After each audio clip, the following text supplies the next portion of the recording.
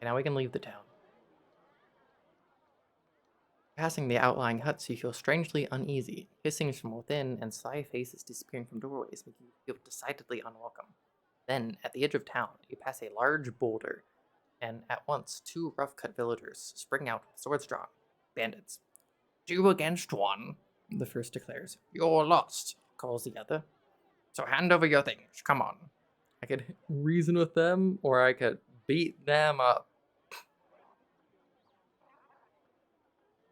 Yo, I think we just beat them up, right? You draw yourself to your full height. You've mistaken me. Oh, wait, no, this is my voice. You've mistaken me for someone else, you declare. I'd like to give you a moment to reconsider, because I will kill you if I have to. The bandits growl in advance, one on either hand. Do I have to fight? Is it like a back-to-back fight, or is it just like one, or is it at the same time?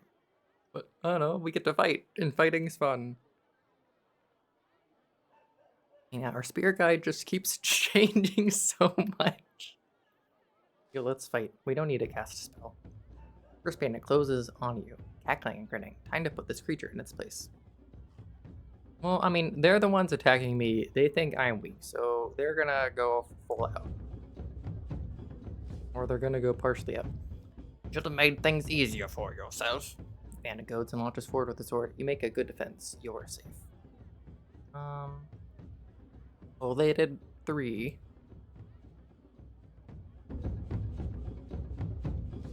Wait, okay, they only have 4 health. That's pretty easy.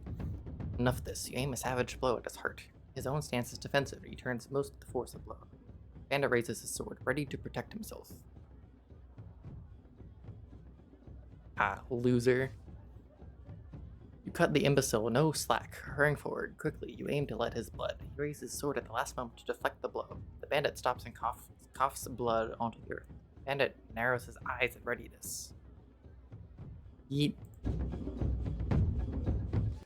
Overkill. You show no mercy. You go for his throat with all your strength. The bandit gasps his last as you run him through. Wait, can I steal their stuff?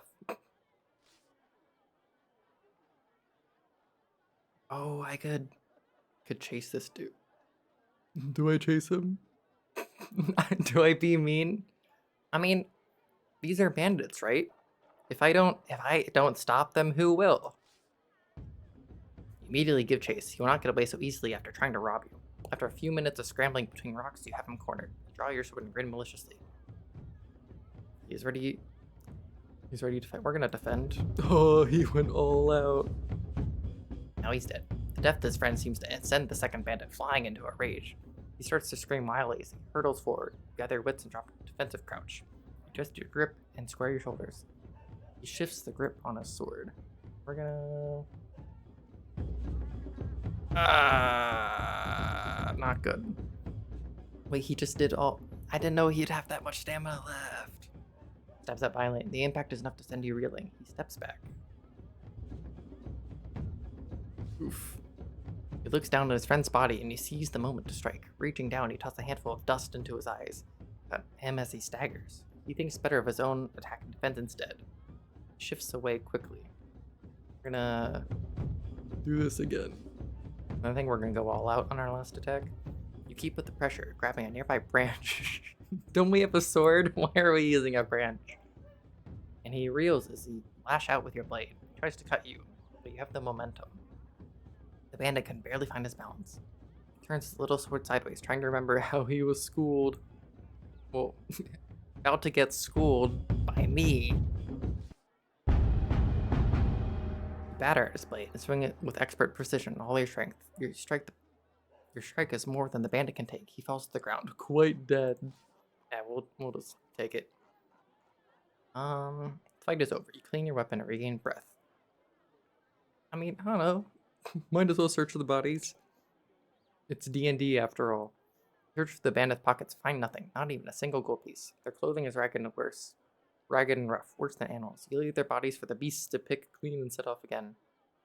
After about half an hour, the way becomes an uphill incline. Well, we had fun, at least. Ew, our spirit guide's now a vixen. Well, they won't rob anyone else now. Unfortunately, they weren't able to rob anyone before fighting us.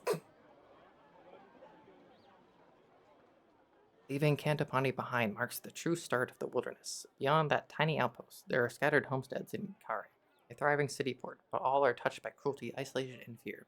The backlands and a long shadow cast by Mampang Fortress darken everything. And with the crown gone, and with the crown stolen, things can only grow worse. In the long years since Halana, the reformer, founded the Alliance, the crown had been passed from kingdom to kingdom, 4 years, ensuring each one has its turn to lead, but no more. Protostone, Lundoland, Galantria, and Brace have all enjoyed its power, but not Analand. When the crown came to Enland, it was stolen by birdmen from Zaman and carried off to Mampang. The crown of the Archmage will be unstoppably powerful. There is no chance of sending an army against it. Military force would not survive the journey. So they sent one guy instead. So here you are, a lone hero who knows nothing about the world. Walking the long path to why am I the one doing this? Why not send the Sightmaster, Quartermaster dude? 5 minutes later, you reach a fork in the road. The sergeant, for all his eyesight, hadn't mentioned this. Fork in the road. Why not a spoon? The road splits around the base of a gigantic tree, but does not rejoin on the other side. The left path winds down the valley, and the right rises up a slope towards the thick forest of the hills. Well, look both ways. Hard to see much further uphill. The forest is sudden and thick, and the path narrow. It must be hard going in that direction, but the hills will involve a lot of climbing eventually. You may get a decent view of the next leg on top of the ridge. Look left. You pause to consider the lower route. There is a river there, and the path follows the left bank. It's safer, secluded and protected, but the curve of the landscape would mean you were almost backtracking. You're about to make your choice when you hear a faint cry from somewhere close at hand. You look around, and finally up into the branches of the tree. A pair of wizened, calloused feet are dangling down over your head, about to drop on you, perhaps. Who's there? Ew, it's Tree Man. Who's there, you call out. The voice cries again, a little more boldly this time. Up here, help, help, I can't get down. It's the voice of a feeble, wiry old man. Stepping back a little, you can see him clearly, as thin as sticks and dressed in dirt rags. It looks like he's part of the tree. What are you hiding from? How he got up there is a puzzle. He must have been escaping something fearsome to climb so high. Damned Elvins, she replies. I were traveling from Dumpus. Oh, what a name, Dumpus. The outpost settlement in Analan, but I were waylaid by the Elvins, robbed me blind, all but took me eyes, and left me up the tree. I kept getting older, you see. We all do, but some worse than others. Climbed up, but now too old to get down. I'm gonna help this dude. Can I make him dance so he gets out of the tree? Swinging yourself into the lowest branch of the tree, you reach up and grab the old man by the waist. He is light as a leaf. Within a moment, you have lifted him to the ground. Thanks for that, he remarks, brushing himself down and almost knocking himself over in the process. I was just starting to get a bit, perturbed, but I'm all safe now. He seems remarkably confident, considering that the slightest stumble might break him into bits. We could leave him or ask him for something, but he did just get robbed, so I'll just ask him what he's doing. What will you do now? Keep going for Analand. That's where I set off from. Well, a while back now. You wouldn't believe the story if I told you. Suffice to say, though, I know my eyes from my eyes. You're heading out to Mampang, and you better be smarter than I was. And here. He presses a page into your hand. It's torn from a spell book. This might be of some use to you. I found this, just found it. Mind, don't go asking how, but it's no good to me anymore. Wait, is this dude the old champion? Don't go asking how I found this spell page. I was about to use it as some toilet paper, but I saw some words on it, and read it on the loo instead. I guess we'll look at it, and then maybe take it. You look it over. It seems to be half of a spell. California. That might have been used for pest repulsion, but is unworkable in its current state. I guess we keep it. take the page and put it in your pack. The man falls quiet and squats down on the ground. With his jabbering done, you can hear a buzzing sound from high from the tree. A bee. Wait, we want beeswax for one of our other spells. So investigate. Leaving the old man sighing with gratitude on the ground, you climb up through the branches of the tall tree. Although we're gonna get killed by these things, probably. The beehive. Better beehive. The beehive hangs like a ripe fruit from the highest branch. A huge number of bees dance in and out in a swarm. Let's use magic. Get your balance enough to free your hands for a spell. Yeah. Let's see. Does causes slowness. Okay. Open locks and doors. Yeah, we can unlock the beehive real quick. Big. We could become giant. And become Tom Hanks. Is this a law? Wait, darn it. Law lets us control things. Control non-intelligent creatures. This uses so much stamina though. But that's like definitely the safest way to handle this. Because we want the beeswax from this so that we can...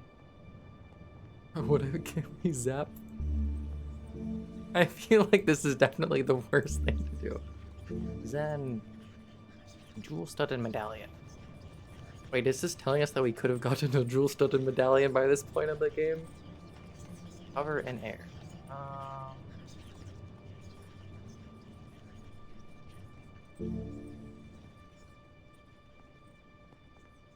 I don't know. I feel like we could either make them slow or we can have them. I think we'll make them slow. What was it? Zen? Nope. I forget. Is Dawes? Those. Cast a spell over the bees, slowing their buzzing wings. The effect is unexpected. The bees begin to fall out of the sky. Since the buzzing at high speed, they cannot stay afloat. The spell is also effective. Oh no! The old man. He begins to snore right where he is. The storm cleared, you're able to climb the tree and open the hive, removing a succulent honeycomb and a nice ball of beeswax. You stash your finds in your pack. The light is fading. It's time to move on. Oh, the man cries suddenly, waking up once more. Do you want to hear me riddle? I heard it from the Elvins. Yeah, sure, why not? I mean, if you heard it from the Elvins and if we encounter Elvins in the future, then they might ask us the riddle. You gesture with the hand for him to speak. See him through, he sees you not. A stinging beast in a box not left. To guard a key, it is his lot. To jail a witch of luck bereft. It's nonsense clearly. You nod once, then turn your attention to the path ahead. Wait, okay, let's see. What is this? See him through. He sees you not. A stinging beast in a box not left. To guard a key, it is his lot. To jail a witch. We'll just recheck what we have. We have 14 gold. We have our sword. We have 2 quantities of beeswax.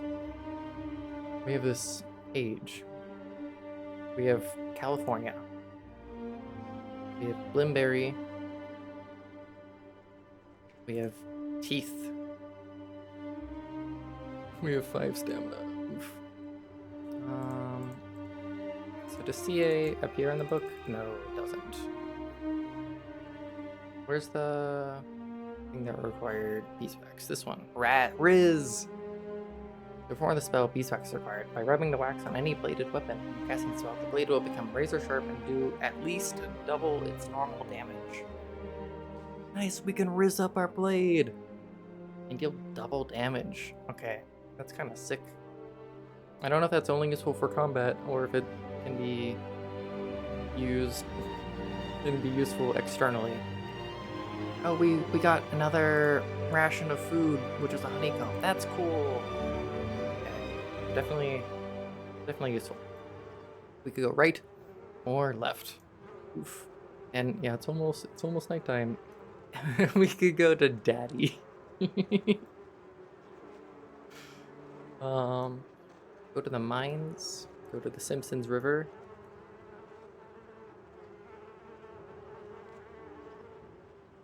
Yeah, and I think I don't know. Maybe go through the woods. Although there might be elves in the woods, and apparently elves are mean, at least to old men. I don't know which way to go. We'll go right because there's mines, and mines might have jewels. Yeah, we'll go this way. The high route seems the most secure. In a valley, you can easily be observed from above and led astray. But out on the hills, you can go whichever way you choose. Of course, when night falls, it may be cold and exposed up on the slopes, but no matter. This journey was never destined to be easy. You begin the climb, letting the old man's jabberings fade quickly away. The path winds upwards into the hills and into the cover of a wood. The afternoon sun glints the trees and plays tricks on your eyes. Every so often you catch a glimpse of some strange shaped animal or other watching you, only to find that it is the silhouette of branches and leaves caught at an odd angle. After an hour's walk, you were starting to feel hungry. I don't know, our stamina's kinda low. I guess we can just eat because we do need to eat once a day, right? Climb to the top of a low stool dolmen. Then sit and pull out a sugary honeycomb and eat while admiring the view alongside the view down the hillside through a break in the trees. You feel better for your rest. Yeah, I guess if we didn't stop, I don't know if our stamina would like lower or if it would just stay the same. Time to move on. You stand and put on your pack, on which you had been sitting to prevent any creatures getting in or any of your things falling out. No, we sat on our pack. We just squished all of our food. They're big, dumpy. Then you return to the path. The climb continues, with the path twisting this way and that. The air grows cold and the sun flickers on the horizon, then sets, making it hard to see your way. But the moon is full, and when twilight is done, it will be bright once more. We can make camp or keep walking. Okay, honestly, like, walking at night seems dangerous. Um, but also, it seems more fun, but I don't know, resting is good, right? Get to recover stamina, and then helps us recover max stamina. We'll make camp. But to tire yourself out on the first day would be inauspicious. You settle down to make a camp for the night, in a natural shelter provided with the roots of three gigantic intertwined trees. Man, chilling out in the middle of a tree orgy. Your backpack will serve for a pillow and your cloak for a blanket. Before settling to sleep, you check through your pack. You have 2 rations left. We already ate today, so probably don't need to eat more. So what are these creatures? Hmm. You lay yourself on the ground and are quickly asleep. The moon is full and high in the sky. When you next open your eyes, you feel warm and more cozy than you did before, as if wrapped in a gigantic blanket that has pain in your leg. Bat and wolf and I don't know what this middle creature is. It's Dobby. We could either kill the bat or we could I don't know. Let's see what spells we have. We cast Jig on the bat. Yo, we have J. We don't Jag. Oh wait, no, Mag. Protect from magic. I meant to cast J. Hold up. J. Yes. Raise the spell and play a sweet tune on the bamboo pipe. The bat begins to hop absurdly from foot to foot, spinning around and holding out its wings. You toy the thing for a few minutes, then grab it in one hand and lob it away into the trees, where it takes flight, not to return, smiling to your. Definitely worth it. Sleep. Once again, the crown fills your dreams, only now, instead of being hidden away in Mampang Fortress by the Archmage, you see it on the head of a burly villager from Cantapani. Anyone can wear the crown, he declares to you, but wearing the crown, you are no longer just anyone. And he points a finger at you that seems to cackle with energy. You find yourself drawn towards him, commanded to do his bidding. Suddenly, you are surrounded by angry bees. You're walking towards a crack in the ground. It seems sure to swallow you whole. You stumble at its edge, about to fall, and then we wake up. The next morning. Okay, so our max stamina went back up by 2. And we ate the honeycomb that we got yesterday. What was that noise? Next morning. The second day of your journey begins in the morning cool. Still halfway between sleeping and waking, you feel the presence of your spirit, the vixen, close nearby. Its form has changed since you left Analand, just as you have changed. It's still running beside you. In the temple, they taught you that a prayer to your spirit could heal disease, lift curses, even save you from certain death. The spirits are not generous and decline to help often. You can ask for the spirit's aid using the pray button. You can feel yourself getting accustomed to the fetid air in these hills. You've now ascended several hundred feet and expect to make excellent progress before the end of the day. As you crest the brow of a hill, you see something that makes you stop in your tracks. To your left is a clearing, and in the clearing are several poles planted firmly in the ground. And atop each pole is a head.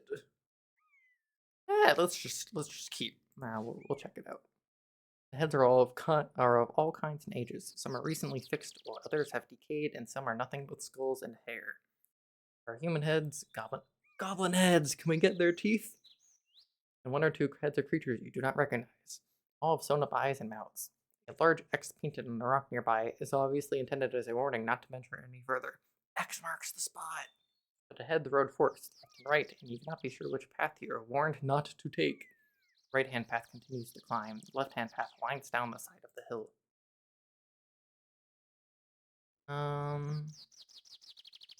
There's a little village if we go left past Samosa River. Or you go, I kind of want to go to the mines. Let's go to the beach. Oh no, we can't get goblin teeth. Kind of sad. What if we? The vixen is a creature of high cunning and low morals. She will lie, cheat, swindle, and cider her way out of trouble and into riches, always taking care to cover her trail. Her prayer to your spirit will heal you. We do not mean healing at the moment. Man, if the vixen is representative of us, we're a jerk, apparently. The climb continues up the next hill for several hours until you're not far from the top, and the faint sound of bustling activity reaches you. Tramping feet, grunting voices, and the clanking of metal against rock. There is something ahead, hidden by the ancient trees that line these slopes. Yeah, let's follow the sound. I wanted to go to the mines anyway. Leave the path and continue cautiously through the woods. A short distance onwards, you hide behind a tree and survey a clearing. A number of goblins are in the clearing, working at the mouth of an open cave. They trudge in and out of the opening, carrying large bowls in their arms, piled up with glistening rocks and dull metallic nuggets. Treasure! Dobby, you want treasure? Make a break for the cave entrance. Let's watch them for a bit, because recon is important. You stay hidden, getting a sense of the scale of the operation. There are at least 30 goblins inside the cave. Can I steal all their teeth? Each coming out every few minutes or so with a new pail of stones. Then there are other goblins working in the clearing with hammers, smashing the rocks into small pieces, extracting metals from inside, loading them into carts, and finally pushing the carts away down a wide track between the trees. Quite some operation, but not without its weaknesses. There are too many goblins to create any kind of distraction, but they move away into the trees fairly often, and sometimes the cave is left unguarded. We could steal from the bowls, or we could try. I kind of want to slip into the cave. Anyway, they're goblins. They're like 2 feet tall. Like, if we need to fight them, we can just fight them. Can we be sneaky? You creep closer, moving around the side of the hill, near to the entrance of the cave. Then, when all is quiet, you seize your chance and race across the clearing to the mouth of the cave. Into the mines of Moria. We take the long route. This is the sneak stealth route. You pause a moment at the cave mouth, but no one has seen you. Following the passage cautiously, you move between the cool rock walls of the mine, passing and ignoring ladders that lead down to the clamoring heart of the mine, where 100 goblins sing as they work. Anyway, if anyone wants to fight me, I can just make them dance. Eventually, you reach a junction. Right or left? This is one of those decisions which is a non-decision because they're both the same decision. Follow the path to the right. It twists around deeper into the hillside and ends in a sealed wooden door. We could go back, or I think we try the door. You try the door. We dop, right? Breaking it down would be very loud. Dop only costs 1 mana, or we could blow it up. What is off? Off is force field, right? Yeah, that's not gonna help us, I don't think. Hot. What's huff? Great wind. No, we don't want to fart at the door. Dop? Can we dop? Oh, wait, that was... Good? Illusion of treasure. Wait. What happened? Oh, you can... Oh, okay, you can click on different portions of it. Open locks and doors. Dop. Oh, what the heck? Okay. You cast the spell. The door shudders, its lock turns over, and then the handle moves of its own accord. On your guard, you watch as it swings open. The room beyond is large and appears to be a storeroom of some kind. In one corner is a pile of black rocks, and more rocks are held in a bucket nearby. These flicker with a dull, glistening light. Ooh. The most fearsome of all is what stands in the center of the space, a mechanical apparatus, perhaps a press or a stone cutter, being operated by a large and powerful ogre. Get out of my swamp. He does not, for the moment, seem to have noticed you.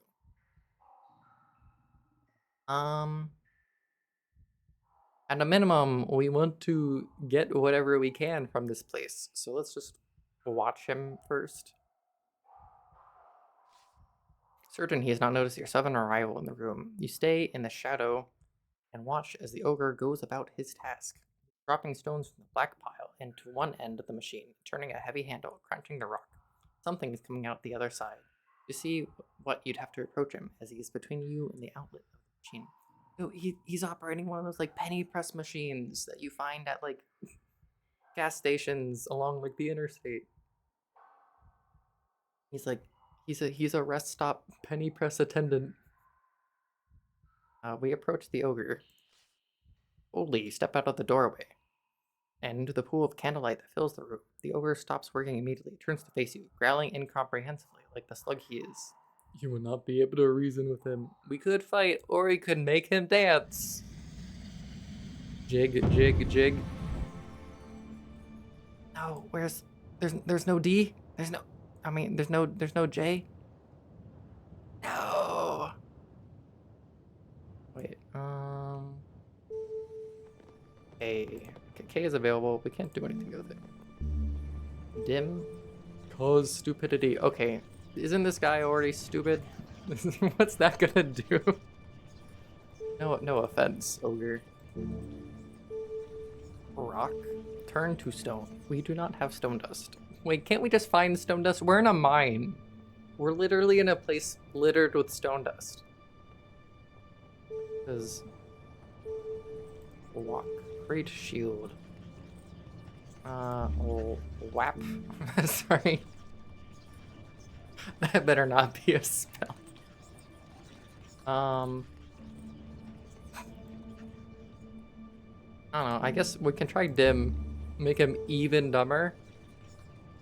Make him as dumb as the rocks he's pressing. You cast a spell and wait for it to take effect. The ogre lunges, but then stops, shaking its head, looking at you and then itself with a puzzled expression. It takes a step forwards, then back. It is thoroughly confused. Leave it to its thoughts. Wait, does that mean... Does leave it to its thoughts mean that we just leave and not do anything? Or does that mean we just kind of don't do anything with it? Okay, so if we pinch something and run, we don't really get to inspect the room, right? And I don't really want to kill this guy because he's just like doing his job, but I want to inspect the room more. Leave it to its thoughts. You don't want to be around when that happens. Oh, okay. No, I wanna... We're gonna rewind. Try the door. Okay, yeah, no, we're Cast spell. Okay, we're just doing this again because I didn't know if what that option was going to do exactly. Stop. Ta-da! We watch him work. Then we approach the ogre. Then we cast a spell. We're gonna make him even dumber, I guess.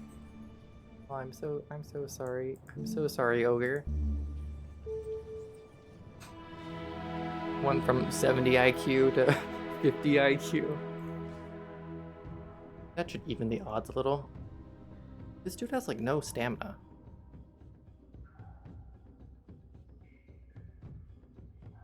I mean, this automatically just beats him, right?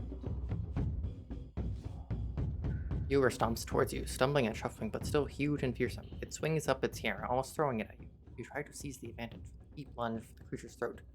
It tries its hardest to swat you like a fly with its enormous hammer. It staggers against the cave wall. I think we just gonna keep doing this because we have enough stamina, because he has no stamina. Moving swiftly, you aim for his heart as the ogre swings for your head.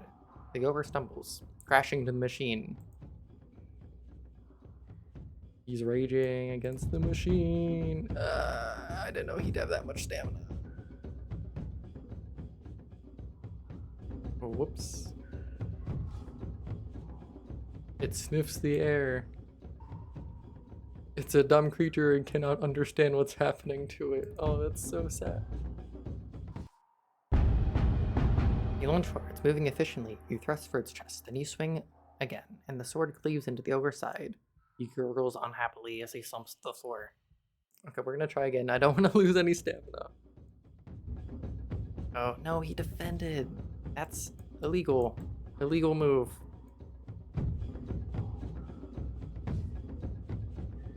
Not wanting to take a risk. Okay, we just need to deal 2 more damage.